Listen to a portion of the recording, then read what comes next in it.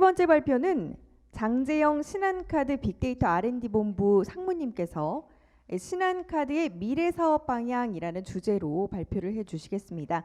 장재영 상무님께서는 단상 위로 올라와 주시길 부탁드립니다. 장재영 상무님은 신한카드 오토사업본부장과 신성장본부장 등을 역임하셨고요. 현재 신한카드 빅데이터 R&D 본부를 맡고 있으십니다. 마이크 넘겨드리겠습니다. 네, 방금 소개받은 신한카드 빅데이터 R&D 본부장 장재영입니다. 오늘 이 시간에는 신한카드 미래사업 방향에 대해서 간략히 말씀을 드릴 텐데요. 그 전에 앞서서 이제 계속 앞에 발표하신 내용 중에 보면은 이 마이데이터 사업이 굉장히 많은 기회와 또 위기 요인을 함께 포함하고 있다라는 말씀들을 해주셨습니다.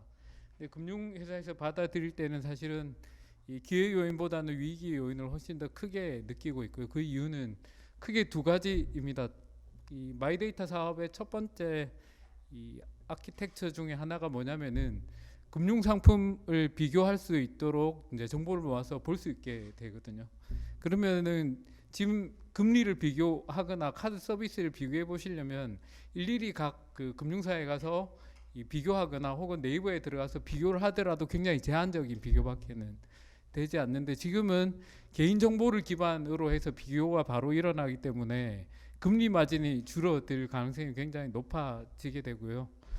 두 번째는 지금 금융회사들은 금융상품을 만들기도 하고 판매도 하고 동시에 했었습니다. 그래서 이 판매에 대한 수수료를 지급하지 않아도 되는 구조에서 마이데이터 사업자들이 금융상품을 중개하게 되는 이제 상황이 됩니다. 그러면은 이자 마진도 줄어들고 또 각 이제 올해 1차로 28개 마이데이터 사업자들이 지금 나와서 각 금융회사들의 금융상품을 비교해서 중개 판매를 시작하게 되면은 이제 두 번째 이 판매 수수료를 지급해야 되는 문제도 또 발생하기 때문에 굉장히 혁신하지 않으면 생존하기 어렵다는 생각을 가지고 지금 금융회사들은 이 다양한 이제 가능성을 열어두고 이 사업의 변화를 추구하고 있습니다.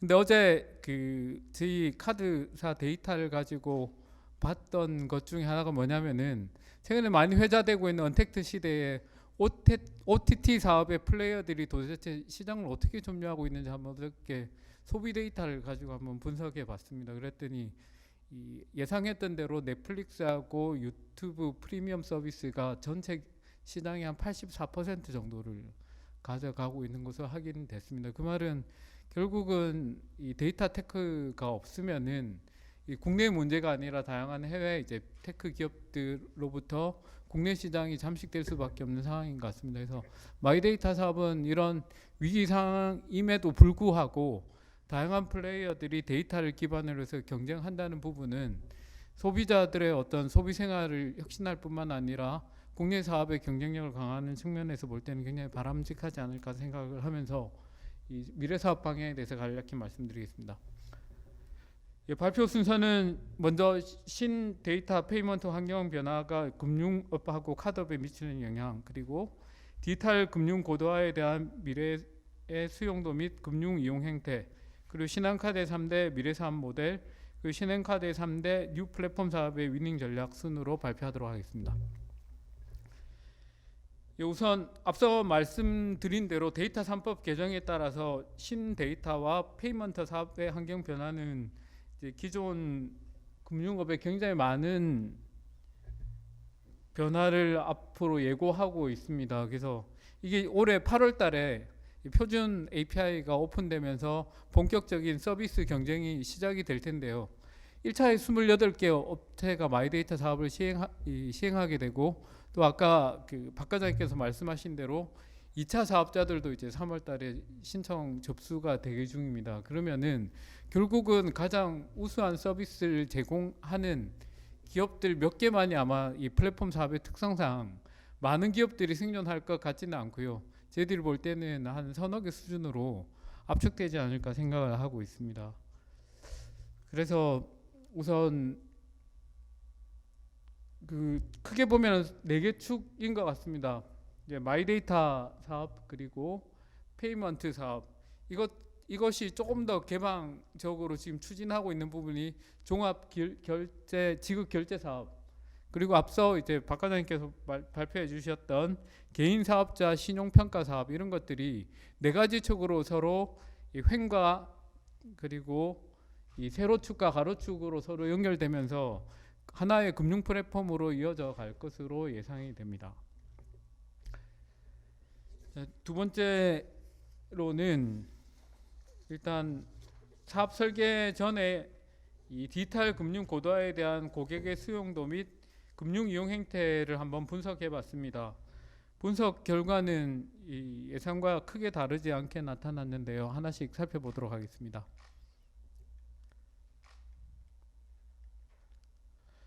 네, 저희 회사 같은 경우에는 마이데이터 사업을 준비하면서 이 보스턴 컨설팅 그룹하고 같이 다양한 이제 시장 행태를 한번 분석해 봤고요.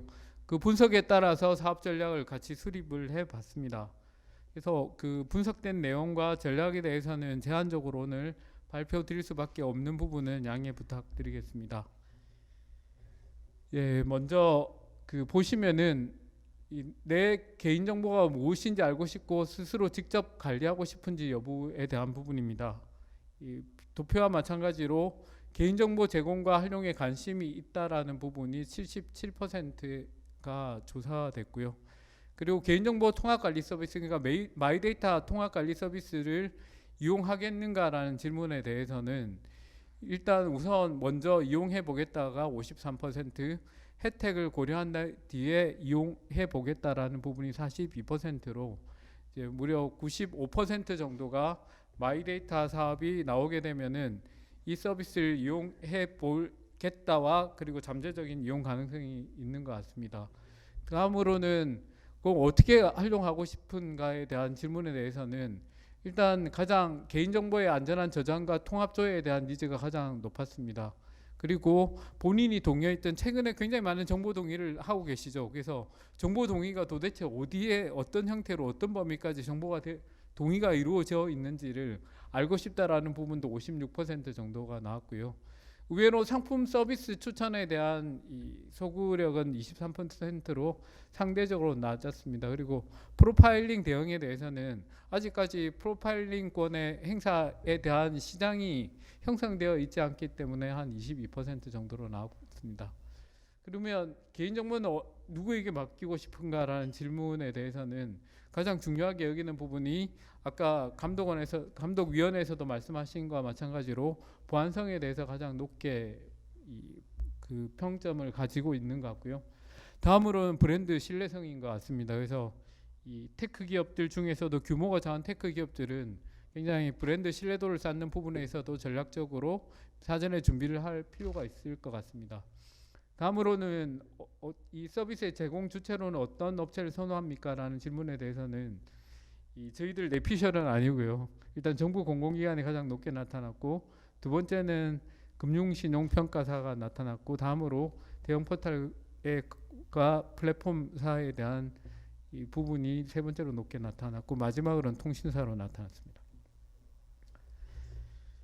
예, 그 지금 현재 이미 테크 플랫폼들은 그 지금 경쟁이 전혀 배제되어 있는 것이 아니라 굉장히 다양한 영역에서 서로 합종 연행하면서 경쟁을 하고 있습니다. 이제 토스, 오늘 제 뒤에 발표를 해주신 토스뿐만 아니라 카카오 같은 경우에는 은행과 페이, 그리고 이 뱅크 샐러드 같은 경우 마이데이터 사업을 먼저 지금 진행하고 있고요. 그리고 네이버 파이낸셜 같은 경우에도 이 지급 결제 그리고 특히 커머스 결제 부분에서 굉장히 많은 경쟁을 하고 있습니다. 그래서 이 부분이 마이데이터 사업으로 촉발되어서 좀 더 다양한 영역에서 정면 충돌을 하게 되는 것 같습니다. 예. 이제 어떻게 그러면은 이 세 번째 부분입니다. 세 번째는 저희들이 개인 사업자 12 사업에 대한 라이센스도 같이 동시에 지금 받으려고 준비하고 있는데요. 예, 이 서비스의 핵심은 크게 두 가지인 것 같습니다. 아까 발표 앞서 이제 금융위의 발표 내용에서도 포함되어 있었던 내용인데, 개인 사업자들 같은 경우에는 금융사각지대라고 많이 하고 있습니다. 왜냐하면은 이 기존의 담보 여력이 없을 뿐만 아니라 사업주의 신용에 따라서 사업 자금이 제공되는 이 특성이 좀 강한 부분이기 때문에 새로운 이제 신용평가 모델을 가지고 이 지금의 금융 서비스 사각지대를 메꿔 나가는 플랫폼으로 성장을 해야 되겠다라는 생각을 하고 있고요. 그럼 이게 또 소비자 입장에서 어떤 의미를 가지게 되냐면 이 소상공인 혹은 또 자영업자들한테 제공되는 굉장히 많은 서비스들이 있습니다. 그래서 이 서비스들이 지금 자영업자들의 위기 상황으로 보면은 수없이 많은 서비스들이 사실 사라지고 이 대량화되고 오히려 획일화된 서비스가 제공되는 단점이 있기 때문에 사실 ESG 관점에서도 이 자영업자에 대한 금융 서비스 지원은 소비자 측면에서도 무관하지 않다라고 보여지고 있고요. 그래서 이들의 금융 서비스를 제공함으로 인해서 제공할 수 있는 오퍼를 좀 더 선순환될 수 있도록 이 플랫폼을 설계할 예정입니다. 그래서 결과적으로 보면은 이 저희 나라는 디지털 강국으로 이라고 불리는 바와 마찬가지로 조사 결과도 같이 나왔습니다. 굉장히 높은 수준의 이미 데이터 서비스를 이용할 수 있는 의식과 시장이 성숙한 상태로 나타나 있고요. 여기에 맞춰서 사업 계획을 수립해 봤습니다. 저희 사업의 네이밍은 DNA라고 사실 명명을 했습니다. DNA라고 명명한 데는 아예 체질을 바꾸지 않으면은 지금 변화된 환경에서 생존하기가 어렵다라는 절박함을 담은 거고요. 이 구체적으로 네이밍을 담은 부분은 데일리 PEFM입니다. 카드사는 거의 대부분 다 신용카드를 많이 사용하실 텐데 하루에 접할 수 있는 결제를 기반으로 해서 많은 서비스를 제공해야 되겠다는 의미에서 데일리 PEFM으로 정했고요. 그리고 금융사에서 가장 많이 고민하고 있는 영역이 바로 비금융 서비스를 어떻게 금융 서비스와 연계해서 제공할 것인가라는 부분이 굉장히 큰 숙제입니다. 왜냐하면 지금까지 경쟁 대상자가 금융회사로 제한되어 있었지만 이 마이데이터 사업으로 인해서 이 실질적으로 이제 비금융회사들하고 경쟁에 노출되게 됐습니다. 근데 지금 보시면은 지금은 금융 마이데이터 사업으로 먼저 시작은 되지만 점차 보면 아까 말씀하신 대로 이제 의료로 가게 될 테고 공공으로 가게 될 테고 비금융으로 계속 확산되어 가고 있는데 지금 가장 큰 위기를 느끼는 게 1단계에서는 크게 위기의식을 가지고 있지는 않습니다. 왜냐하면 금융상품을 제조하고 리스크를 분석하는 영향은 굉장히 앞서서 축적이 되어 있기 때문에 그 부분에 대해서는 자신감을 가지고 있는데 문제는 분석한 다음에 제공할 컨텐츠가 없다는 겁니다. 예를 들자면은 우리나라 가장 큰 빅테크 기업 중에 하나인 네이버 같은 경우에는 분석 능력이 떨어진다 하더라도 제공해야 할 수 있는 컨텐츠가 굉장히 많기 때문에 오히려 분석 역량을 커버하고도 남을 풍부한 컨텐츠를 가지고 있는 반면에 카드사나 혹은 은행, 금융사들 같은 경우에는 신용과 그리고 금융상품의 니즈를 분석하는 역량은 뛰어나지만 그 외의 서비스를 제공할 컨텐츠가 없다는 것이 가장 큰 단점이어서 1차적인 해결 방법으로는 얼라이언스를 구성해서 제공할 예정을 가지고 있습니다. 그래서 그 부분이 가장 큰 숙제로 남아 있는데요. 이 부분을 그래서 새로운 디스커버리 플랫폼이라고 해서 뉴 디스커버리 플랫폼으로 명명을 했고요. 마지막으로는 마지막에 설명드렸던 가맹점이 특화되어 있는 부분은 카드사는 굉장히 주요한 전략 중에 하나입니다. 왜냐하면 빅테크 기업들은 온라인 가맹점들은 가지고 있지만 카드사가 지금 가지고 있는 확실한 차별성은 오프라인의 가맹점이거든요. 그래서 오프라인의 가맹점을 금융 서비스를 판매하는 기회 요인으로도 보지만 말씀드린 대로 저희들이 컨텐츠력은 약하지만 어떤 장점이 있냐면은 가맹점에서 제공하는 실질적인 혜택이 흘러가도록 플랫폼 역할을 하겠다는 겁니다. 지금 아마 신용카드를 많이 사용해 보시면은 카드사와 제휴사가 오퍼를 사와서 이렇게 제공하는 형태로 되어 있거든요. 여기에 대한 이제 프레임을 어떻게 바꿀 예정이냐면은 이 가맹점이 오퍼를 스스로 탑재를 해서 이것이 고객에 스스로 흘러갈 수 있도록 그러니까 오퍼를 제공하는 것이 아니라 매개하는 역할로 바꾸려고 하는 지금 계획을 갖고 있습니다. 네, 그래서 지금 카드업은 현재는 결제 사업을 기반으로 해서 이제 잘 아시겠지만 카드론 그리고 현금 서비스, 오토금융과 같은 금융 상품을 판매함으로써 수익을 내고 있는 사업 구조를 가지고 있습니다. 이 부분을 지금 이제 결제업도 물론 이제 오픈 뱅킹에도 카드사도 오픈 뱅킹에 참여할 수 있게 기회를 주셨고요. 다음으로는 이어진 이제 종합 결제 사업자로도 참여가 가능할 것으로 예상되고 있습니다. 그리고 좀 더 포괄적으로 금융을 직접 만들어서 판매도 하지만 카드사 같은 경우에는 마이데이터 사업자이기도 하기 때문에 다른 회사의 금융을 또 중개 판매하는 사업으로도 확장될 예정이고요. 다음으로는 비금융 사업까지 이제 함께 확장해 나갈 예정입니다. 그리고 가맹점을 대상으로 B2B 사업도 함으로 인해서 카드업을 비욘드 카드 그리고 비욘드 금융업으로 확장되는 방향으로 사업을 설계해 보았습니다. 3대 축에 대해서 간단히 말씀을 드리자면은 우선 데일리 PEFM입니다. 우선 지금 현재 카드 결제만 일어나고 있던 부분을 이 계좌 기반으로 해서 결제가 가능할 수 있도록 시스템을 개발하고 있고요. 그리고 다음으로는 이제 향후에는 이 계좌를 개설하고 거기에 지불 결제할 수 있는 예금을 사실은 담아두는 선불형 결제까지도 염두에 두고 지금 시스템을 개발하고 있습니다. 이건 종합 지급 결제 사업이 저희들이 참여하고 라이센스를 획득하는 부분을 상당히 미리 이제 준비하는 차원에서 개발을 지금 진행하고 있습니다. 다음으로 뉴 디스커버리 플랫폼에 대해서는 말씀드리겠습니다. 아까 말씀드린 컨텐츠가 부족한 부분의 약점을 극복하기 위해서 지금 하고 있는 부분인데요. 이 부분은 일단 저희들이 가장 강점이 소비에 대한 정보를 많이 가지고 있다는 거고, 이 소비에 대한 라이프 스타일을 분석하게 되면은 어떤 이 오퍼를 필요로 하는지 정보를 획득하게 됩니다. 거기에 대한 정보를 기반으로 해서 지금 가지고 있는 가맹점 네트워크를 연계해서 금융, 비금융 그리고 다양한 서비스가 매개될 수 있도록 설계를 해 나가고 있습니다. 그리고 개인 사업자 대상한 금융 플랫폼 같은 경우에는 개인 사업자들에게 금융 상품을 제공하고 그 이제 경쟁력을 기반으로 해서 다양한 오퍼를 생성해서 타고 들어갈 수 있도록 설계를 하고 있습니다.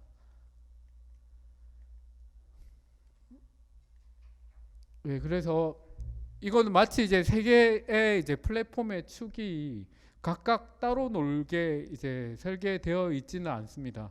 아까 말씀드린 대로 결제되는 순간에 예를 들면 신용카드를 A라는 가맹점에서 결제를 하는 시점에서 이 B라는 지점으로 이동할 가능성이 높은 지역의 오퍼를 자동으로 보여주는 서비스로 계속 연계될 수 있도록 선순환이 되는 방향으로 설계되어 있습니다. 그래서 지금 제가 설명드리는 부분이 마치 세 개의 플랫폼의 앱들이 나와서 각각의 목적에 따라서 들어와서 컨택해서 사용하는 부분이 아니라 그냥 고객 입장에서 보면 심리스하게 카드를 사용하고 있는 상황에서 계속해서 서비스가 이어질 수 있도록 사실은 머신러닝 기반으로 제공이 되고 있습니다. 기존에 이제 카드 서비스를 아마 받아보시면 잘 아시겠지만 지금은 이제 데이터를 내려서 그 고객의 니즈를 파악한 다음에 그 고객에게 필요한 서비스를 이 오퍼를 구매해 와서 이를 LMS나 혹은 FC 등의 커뮤니케이션 채널을 통해서 전달해 주는 방식으로 가고 있거든요. 이렇게 되면은 수없이 많은 고객의 니즈를 다 해결해 주기가 힘들어집니다. 그래서 지금은 이 머신러닝으로 고객의 사용 패턴을 즉시 분석하고 그게 맞는 오퍼를 바로 끌고 와서 제공이 될 수 있도록, 그러니까 사람의 개입이나 관여도를 최소화하는 방향으로 설계되어 있습니다. 그래서 사용하시면서 그냥 편하게 서비스를 즐길 수 있도록 이 플랫폼은 구성이 될 예정입니다. 위닝 전략에 대해서 간단히 말씀드리겠습니다. 예, 우선 이 지불 결제에서 카드사가 가지고 있는 가장 큰 경쟁력은 당연히 이제 지불 결제 사업입니다. 그래서 지불 결제 사업을 기반으로 해서 생활 서비스들을 같이 묶어 가는 방향으로 갈 예정이고요. 그리고 또 저희들은 이 금융그룹 산하에 있는 카드 회사입니다. 그래서 아까 이제 KB 금융에서도 발표하신 바와 마찬가지로 돈의 흐름을 잘 파악해서 이 자산 관리 영역까지도 특화되어서 제공할 수 있는 부분이 결국은 이 시장에서 아까 살아남는 한 서너 개의 플랫폼에 포함되는 전략일 것 같습니다. 그래서 구독 투자 그리고 금융공구와 같은 다양한 금융 상품을 제조하고 판매해 나갈 예정입니다. 그리고 NDP 부분인데요. 여기 보시면은 구체적으로 설명을 잠깐 드리도록 하겠습니다. 우선 개인이 들어와서 본인의 성향을 체킹할 수도 있게 설계가 될 예정이고요. 그리고 다양한 플랫폼에서 검색했던 소셜 이제 카테고리들을 아예 이제 나눌 예정입니다. 그리고 그룹핑할 예정인데 이걸 저희들은 인터레스트 그룹이라고 해서 이 비슷한 취향을 가지고 있는 고객들을 한꺼번에 묶어서 지금 유통업에서 많이 하고 있죠. 미트 클럽이나 뭐 라이딩 클럽 이런 이제 이 비슷한 취향을 가지고 있는 고객들을 묶어서 공동 서비스 상품을 개발하고 또 혜택을 드리는 그룹핑으로 해 나갈 예정입니다. 그래서 그 부분은 본인이 참여할 수도 있고 자동으로 그룹핑이 될 수 있도록 설계가 될 예정입니다. 아까 말씀드린 대로 그러면은 혜택을 어떻게 줄 것이냐라는 부분인데요. 이 혜택은 자동으로 가맹점이 원래 카드사는 본질이 사실은 플랫폼 사업이거든요. 고객하고 가맹점을 연결해주는 플랫폼 사업의 성격을 원래 가지고 있었기 때문에 이 부분을 좀 더 강화하는 측면이라고 보시면 될 것 같습니다. 지금 이런 서비스는 지금 제일 잘하고 있는 회사는 토스이고요. 이 소비 데이터와 금융 서비스 활용 데이터를 기반으로 해서 라이프 스타일 그룹을 분류해서 서비스를 제공하는데 이걸 가장 잘하고 있는 국가는 지금 중국인 것 같습니다. 저희들은 여기에 대한 부분이 아직까지는 이 제대로 된 서비스가 아직 나오고 있지 않는 부분이고 사실은 제대로 나오지 않았던 건 아닌 것 같습니다. 사실은 몇 회사에서 시도를 했다가 이 부분이 사실 활성화되지 않았던 부분이 뭐냐면은 데이터량의 부족이었거든요. 그래서 지금 마이데이터 사업은 이런 서비스가 이제 가능할 수 있도록 길이 열렸기 때문에 이 다양한 혜택이 고객에게 갈 수 있는 이제 기반이 마련된 것 같습니다. 예, 이 마지막으로는 이제 가맹점 플랫폼에 관련돼서 말씀을 간단히 드리면서 마치도록 하겠습니다. 지금 이 언택트 시대라고 하는데 가장 큰 피해를 보신 분들이 아마 개인 사업자인 것 같습니다. 아까 말씀드린 대로 이 개인 사업자의 사업 기반은 이 사실 사회 안전성 확보 차원에서 매우 중요하지만 이제 사업자로서 볼 때는 가장 중요한 부분이 뭐냐면 서비스의 다양성이 훼손되는 부분이 가장 큰 위기로 보고 있고요. 그래서 이 다양성을 그러면은 수익도 없이 지원하는 부분은 사실은 마이데이터 사업을 처음에 라이센스를 획득하면서 가장 중요하게 고려했던 점은 뭐냐면 수익성이거든요. 사실은 공공성보다는 기업 입장에서 보면 수익성이 왜 중요하냐면은 수익이 계속 나야지만 이 서비스에 계속 투자를 할 수 있게 되고 그래야지만 이 서비스가 계속 좀 더 나은 질적 성장을 이어갈 수 있기 때문에 수익을 담보하는 부분은 이 마이데이터 사업의 성패가 가장 중요하다고 봅니다. 물론 정부기관에서는 공공성 부분을 많이 보겠지만 기업 측면에서 보면은 최대한 많은 수익을 내어서 이 서비스를 계속 업그레이드 해나가야 되는 책임이 있습니다. 그래서 이 부분도 물론 지금보다 높은 금리를 사용하고 있는 개인 사업자들이 다양한 신용평가 시스템을 가지고 지금 사용하시는 금리보다 낮게는 사용하지만 지금 저금리이기 때문에 여기에 대한 금융 수익을 확보를 해서 이 금융 수익을 통해서 이 가맹점들이 다양한 오퍼를 제공할 수 있는 기반을 마련할 예정인데요. 그게 뭐냐면은 마케팅의 기회를 제공하는 겁니다. 그러니까 그 자영업자들이 가장 힘들어하는 부분이 뭐냐면은 마케팅 툴이 없다는 부분이거든요. 신한카드는 약 2,200만의 고객의 데이터를 가지고 있고 이 플랫폼을 통해서 2,200만 고객에게 본인이 필요로 하는 그러니까 예를 들면 명동의 A 지역에 있는 본인의 서비스에 맞는 고객들과 커뮤니케이션 할 수 있도록 플랫폼을 구성해서 열어줄 계획이고요. 그래서 이 가맹점들이 금융 서비스뿐만 아니라 마케팅도 수행할 수 있는 플랫폼으로 구성해서 같이 이 서비스를 제공하는 이 생태계 안에 같이 들어올 수 있도록 기회를 함께 할 예정입니다. 이상 발표 마치겠습니다. 감사합니다.